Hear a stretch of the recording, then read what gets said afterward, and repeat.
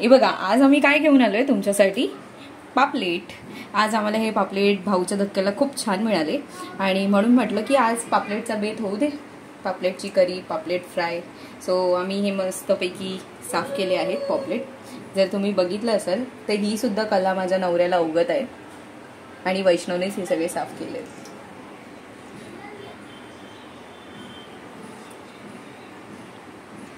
तर चला तर मग आता पापलेटचा फ्राय आणि रस्सा करायसाठी मी थोडंसं असं साईडला करून घेते हे पापलेट। तर हा डोक्याजवळचा भाग आहे, तर डोकी आणि हा पार्ट आम्ही रस्सामध्ये टाकणार आहोत आणि बाकीचे पापलेट मस्तपैकी फ्राय करणार आहोत। ठीक आहे, तर फ्राय करायसाठी आधी मॅरिनेट करून घेऊया।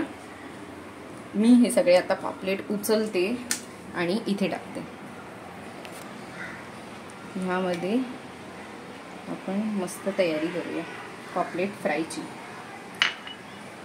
हे बघा,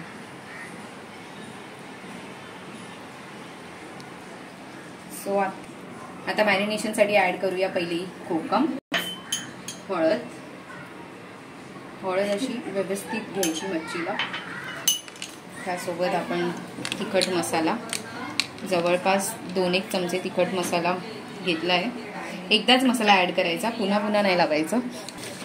आपण मीठ चवीनुसार ऍड करूया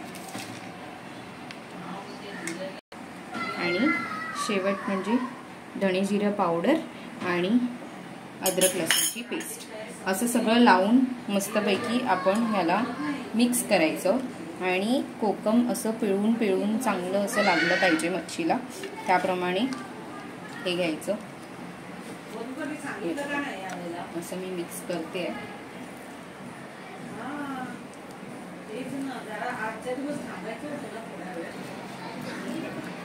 आता ह्याला आपण एक अद्रक लसूणची पेस्ट फक्त लावायची बाकी ठेवली आहे। बेसिक मॅरिनेशन ह्याचं पण झालेलं आहे। तर आपण ह्याला असंच झाकून ठेवूया, सगळ्या मच्छीला व्यवस्थित असं मॅरिनेट करून असंच झाकून ठेवूया। यावरती आपण अद्रक लसूणची पेस्ट आणि बाकीचे मसाले थोड्या वेळाने ऍड करू।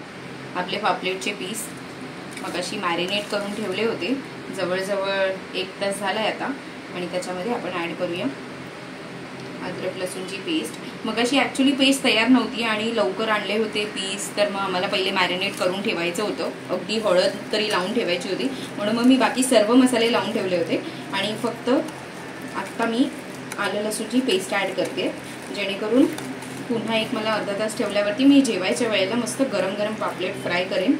आणि रेसिपी आम्ही पण ट्राय करतोय, स्मोकी पापलेट्स फ्राय। आणि ह्याच्यामध्ये ऍड करूया, वाव मस्त स्मोक बसलाय। आपण पटकन ह्याला झाकणवर, हे बघा आम्ही एकदा परतून घेतले, बघा काय मस्त कलर आलाय आणि मस्त फ्राय झालेत ना।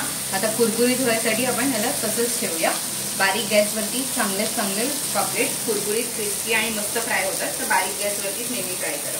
तर ही बघा आपली मच्छी पापलेट फ्राय मस्तपैकी फ्राय झालेले आहेत। तुम्हाला जर आमच्या चॅनलवरती मसाला पापलेटची रेसिपी वगैरे बघायची असेल तर आम्हाला कमेंट करून नक्की कळवा।